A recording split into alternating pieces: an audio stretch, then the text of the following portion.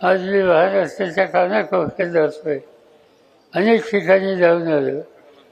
आज दर दिवसाला 5 ते 7 सभा घेतो.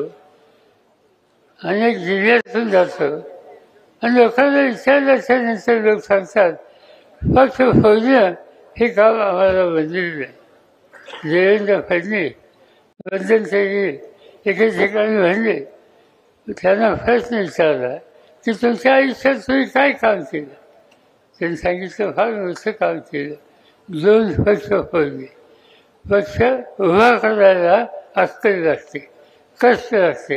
पक्ष फोडायला अक्कल लागत नाही आणि या लोकांनी पक्ष फोडायचा आज निवडणुकीमध्ये लोकसभेचा निकाल बघितल्याच्या नंतर याही लोकांना चिंता वाचायला लागली. म्हणून काही नवीन कार्यक्रम घेत आहेत. त्यांनी जाहीर केलं लाडक्या बहिणीच्याबद्दलचं कौतुक. बहिणीला काही मदत केली, माझी काही तक्रार नाही, तुम्ही करा. पण प्रश्न मदतीच्या पेक्षा दुसरा आहे. आणि तो दुसरा प्रश्न जो आहे की आज महाराष्ट्रामध्ये स्त्रियांच्या होणारे अत्याचार. मध्यंतरी मुंबईच्या जवळ एका उपनगरामध्ये 2 लहान मुलींचे अत्याचार झाले.